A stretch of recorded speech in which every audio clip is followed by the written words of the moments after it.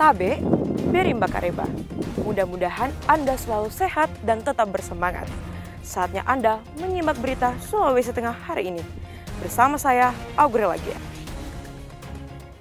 Sejumlah berita aktual dan menarik seputar Sulawesi Tengah telah kami siapkan untuk Anda. Berikut 3 berita utama hari ini. Sebanyak 30 penderita tuberkulosis meninggal dunia sepanjang tahun 2023 di Kabupaten Donggala.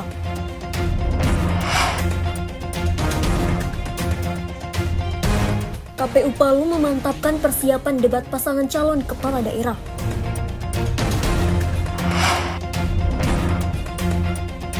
Polsek Taman Tikulore meringkus pencuri motor yang telah beraksi di 23 tempat.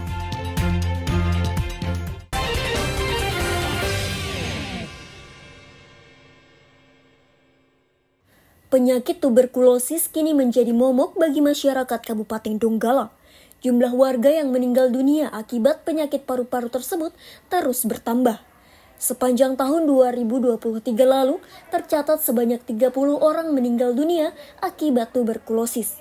Tingginya angka kematian akibat penyakit tuberkulosis ini patut mendapat perhatian serius dari pemerintah setempat. Apalagi, penyakit yang disebabkan Mycobacterium tuberculosis tersebut mudah menular dan menyerang siapa saja. Penyakit ini bisa menyerang organ tubuh seperti paru-paru, tulang belakang, kulit, otak, hingga jantung. Dinas Kesehatan Kabupaten Donggala menyampaikan salah satu faktor yang menjadi penyebab tingginya angka kematian TB paru dikarenakan kurangnya kesadaran masyarakat dalam menjaga pola hidup bersih dan sehat. Masyarakat yang terkena gejala ini harus segera memeriksakan diri ke puskesmas dan berobat secara rutin selama 6 bulan. Jadi, laporan sementara dari pengelola program TB, di kasus yang meninggal, pasien yang diobati di tahun 2023 itu sekitar 30 kasus yang meninggal. Jadi ini mungkin disebabkan oleh pengobatan yang tidak dilakukan secara kontinu, diabaikan. Ketika mendapatkan obat dari petugas kesehatan, ada pengaruh lagi dari luar, oh jangan minum ini yang bagus, akhirnya diabaikan pengobatan yang direkomendasikan oleh kesehatan. Padahal pengobatan yang dilakukan oleh petugas kesehatan itu adalah obat yang direkomendasikan oleh WHO. Seperti diberitakan sebelumnya, kasus penyakit tuberkulosis di Kabupaten Donggala meningkat selama tahun 2024. Tercatat lebih 366 kasus penyakit tuberkulosis alias TB paru di Kabupaten Donggala. Jumlah tersebut meningkat dibandingkan tahun sebelumnya, yakni sebanyak 350 kasus.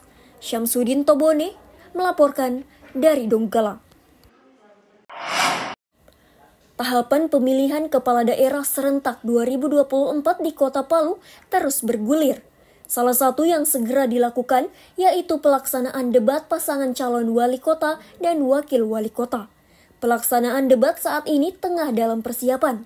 Debat pertama paslon wali kota dan wakil wali kota Palu ini rencananya akan berlangsung pada 21 Oktober 2024 mendatang. Debat akan digelar di salah satu hotel dan akan diikuti sedikitnya 50 orang perwakilan tiap tim paslon. Penyelenggara pemilu baik Komisi Pemilihan Umum Kota Palu dan Badan Pengawas Pemilihan Umum serta organisasi perangkat daerah terkait akan memantau jalannya debat. Persiapan debat 1 KPU Kota Palu insya Allah merencanakan debat ini dilaksanakan pada tanggal 21 Oktober.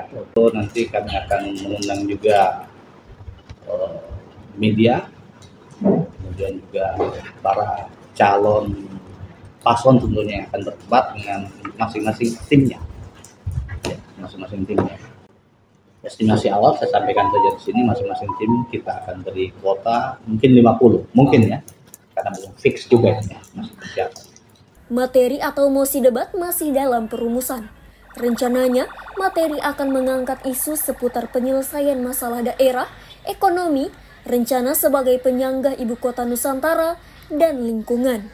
Materi debat tengah dirumuskan oleh tim pakar yang terdiri dari 7 akademisi. Pelaksanaan debat calon wali kota dan wakil wali kota Palu ini akan dilaksanakan sebanyak 3 kali. Usai debat pertama, debat kedua akan bergulir pada 2 November 2024 dan disusul debat ketiga pada 16 November 2024 mendatang. Saat ini masing-masing paslon tengah menjalani masa kampanye yang bergulir sejak 25 September lalu hingga 23 November mendatang. Sementara untuk persiapan pemungutan suara, Komisi Pemilihan Umum Kota Palu juga dalam tahapan pemenuhan logistik yang dilengkapi secara berangsur-angsur. Syahrul Cahya melaporkan dari Palu. Dengan pemukulan timba ini, insya Allah festival ini akan berkelanjutan. Sulawesi Tengah yang dihuni puluhan suku memiliki banyak warisan budaya, baik benda maupun tak benda. Sebagian warisan budaya yang memiliki keunikan tersebut kini sudah menjadi milik nasional.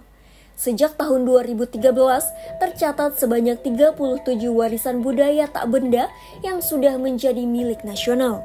Saat ini, pemerintah Provinsi Sulawesi Tengah terus mendorong potensi budaya yang belum dikenal secara umum dan menjadi ikon daerah. Setiap tahun, Dinas Kebudayaan melakukan pendataan dan riset terhadap potensi tersebut. Sejumlah daerah menjadi sasaran riset seperti Kabupaten Poso, Parigi Motong, Banggai, dan Banggai Laut. Salah satu upaya mengangkat potensi budaya tersebut melalui pameran budaya daerah yang berlangsung di Taman Gelanggang Olahraga Palu, Kamis sore. Belasan stand menyajikan warisan budaya maupun kuliner tradisional dari berbagai kabupaten di Sulawesi Tengah. Salah satunya adalah yang sudah menjadi warisan budaya tak benda pertama adalah tradisi sumpit, yang dalam bahasa Gaeli sopu. Nah, di festival ini sementara malam hari pertama akan diadakan lomba sumpit yang akan diikuti oleh beberapa kabupaten. Karena di setiap kabupaten tradisi sumpit ini ada, tetapi cara memainkannya itu agak berbeda. Jadi bukan pada lomba yang sebenarnya, tapi bagaimana kita memperlihatkan keunikan budaya yang ada di Sulawesi Tengah. Termasuk beberapa tarian-tarian nanti yang kita tampilkan selama 3 malam ini. Itu ada beberapa tarian yang sudah ditetapkan menjadi WBTB. Kalau makanan yang paling terkenal misalnya di Kota Palu, Kaledok sudah ditetapkan sejak 2017 kalau tidak salah. Kalau kami dari Kabupaten Buol, menurut kami Festival Warisan Budaya ini adalah merupakan sebuah hal yang memang kami tunggu-tunggu. Karena di Festival Warisan Budaya ini, yang pertama kami bisa mempromosikan warisan-warisan budaya tak benda terutama yang ada di daerah kami.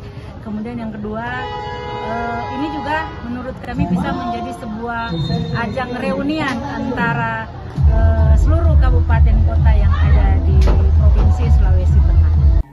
Para perwakilan Dinas Kebudayaan dari sejumlah kabupaten di Sulawesi Tengah mendukung upaya penggalian dan pengembangan potensi budaya tersebut. Langkah itu dinilai sebagai upaya melestarikan warisan leluhur sekaligus memperkaya kebudayaan nasional. Zalika Syalsabila melaporkan dari Palu.